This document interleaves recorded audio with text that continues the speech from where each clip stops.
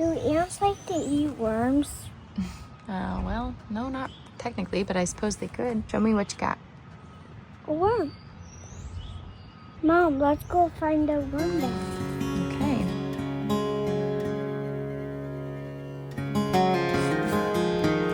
Okay. Hey guys, welcome back to the heart of home.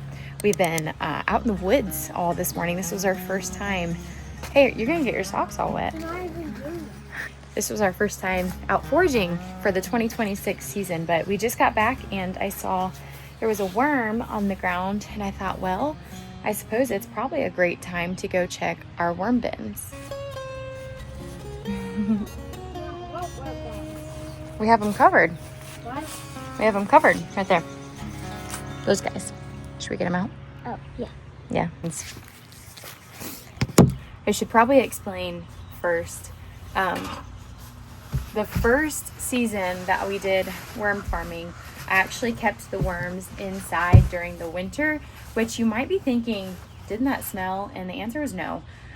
Because with worm bins, if they're aerobic, which means they have plenty of good oxygen filtering through the ecosystem, then they don't smell. And so that's kind of like the key part to keeping worms inside. However, we just had a lot going on in our house this winter and I have more than one tub of worms now, and so I was not going to bring them inside. And so another method that people use, which we tried this winter. And if you ever find a worm, don't let it get in the sun. Yeah, don't let it sit in the sun. That's right, because they like to be wet. The sun dries them out. We tried another method of overwintering our worms, which was keeping them outside. And so I had them as low as they could be to the ground, covered. They have a blanket over them. I'm going to show you guys. And the idea is that many of the worms probably died, but their cocoons survived and are in the soil. And so we're about to open them up and see if we have any life, any signs of life. Maybe there is some other inhabitants that moved in. I don't know. This is our first year doing it, so this is all an experiment. Let's open them up. Cozy? Yeah. All right, so you can see you still got the worm in your hand.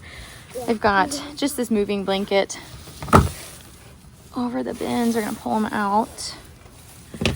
I was waiting for the soil to be 50 degrees or warmer to get these guys out. Mom, why did I didn't want to take them out too soon. Why did you not leave them in here? Well, putting them lower in the ground kept them from freezing. Even though, I mean, they probably still freeze, honestly. All right. So we did add a lot of insulation before. These are leaves from last year. Look at it, little bird feather. You want it? Yeah. There you go. Oh, don't let it blow away. Ah! Here you go.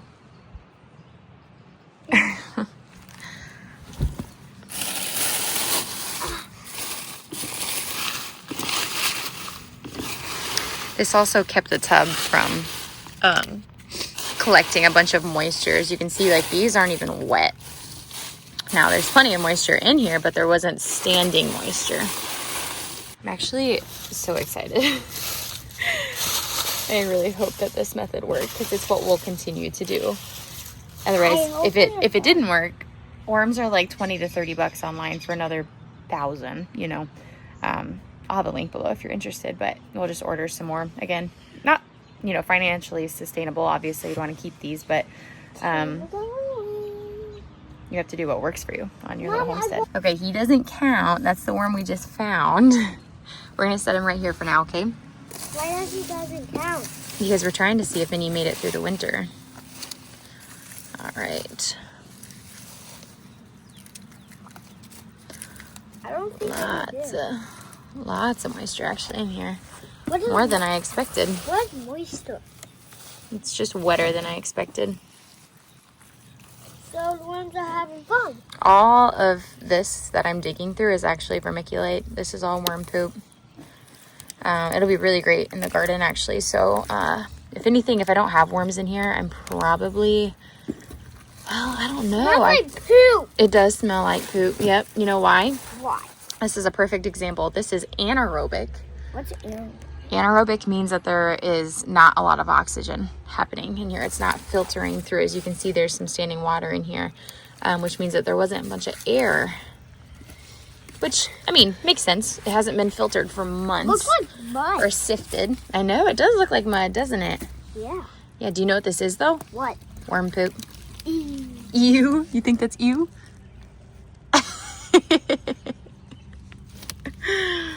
Oh, it is a little stinky. He's not wrong there. There's seeds.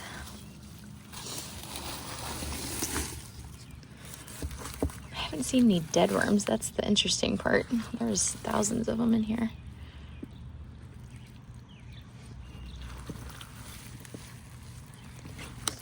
There's 1,000 worms in there. There was. Where are all the worms? Oh, there. I see some dead ones. What dead They worms? probably just decomposed. You can see right there the remnants of some dead worms. Get it up. What is that? The worms that probably froze and died. You know, now, Body. yeah, earthworms and, I mean, wrigglers, surface worms, I mean, all sorts of wild worms, you could call them. In the winter months here in the northern climates, they just go down below the frost line. They go down far enough that they don't have to worry about freezing and bursting, essentially. But I think what I'll do is I'll empty out 2 of these bins into the garden beds because they'll be a natural fertilizer. It'll be incredible for the garden beds. And then keep 1 and just order another 1 to 5,000 worms because they're going to multiply. They'll literally double in size in weeks. I mean, worm farming is the cheapest, most efficient thing you can do when it comes to fertilizer for your garden. Since you did it because I love worms.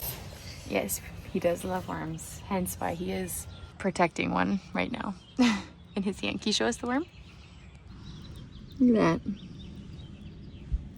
Little cocoons. See the little yellow dot right there? That is a red wriggler cocoon. So that is good. Here we go. So ideally, again, this overwintering method, though it kills the worms, the cocoons are supposed to have, which this one actually has so many. Do you guys see all those? Wow. I might leave this tub. I was going to leave the other one, but I'm seeing a lot of cocoons in this. Now, if I were to, take this tub and put it in the garden, it'd be just as good because I would be putting worms into my garden, which is great for the soil, especially because I have a lot of nitrogen-rich material in my beds, which worms do help break down.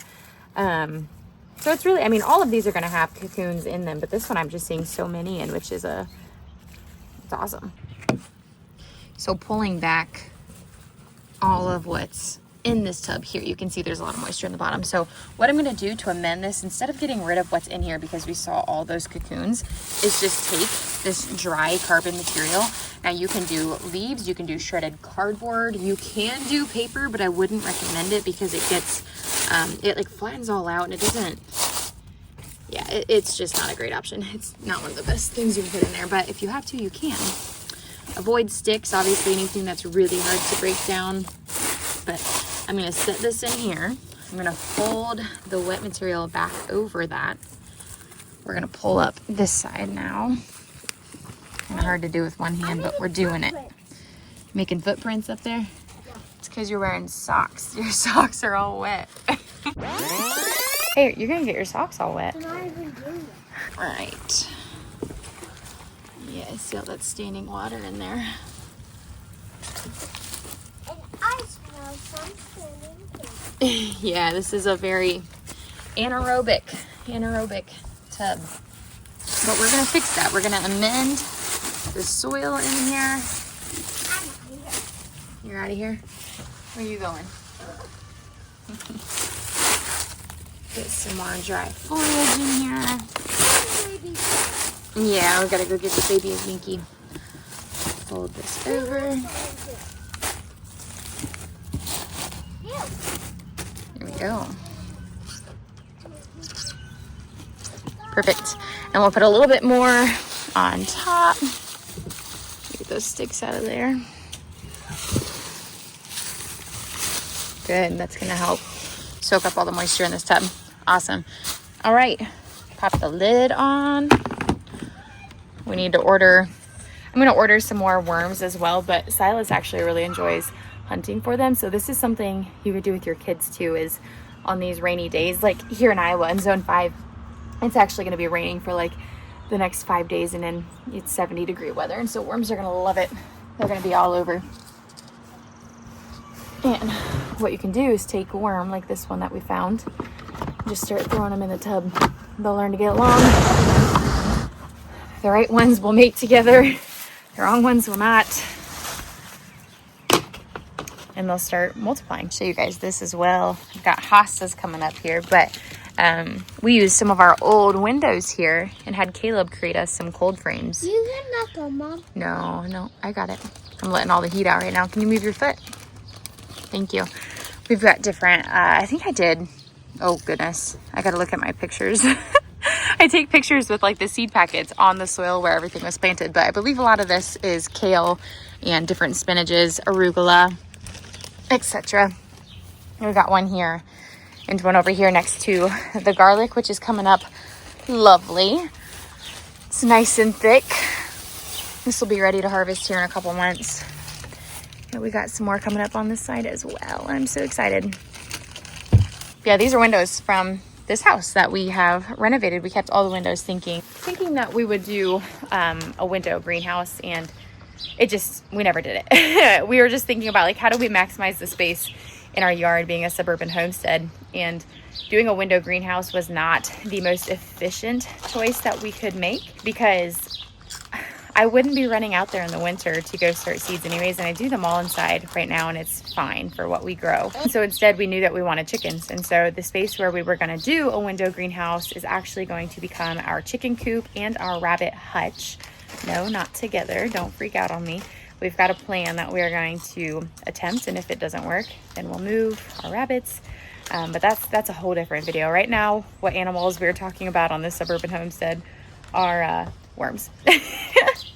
Thousands and thousands of dead worms at the moment, but lots of potential in the one tub with all those cocoons. So I will go ahead and link below the worms that I am going to order, that I have ordered before and have worked really great for us. If you are interested in starting a worm farm, this isn't really the video to explain that, but I do have a video, and I will go ahead and tag it right up here. I do have several videos about how I started mine and what that process looked like, what did and what did not work, kind of thing. I will go ahead and link that at the end of this video, so if it interests you, be sure to stay tuned. If this is something you want to follow along on or learn more about, make sure you are subscribed, and I will see you guys on a future video. See ya.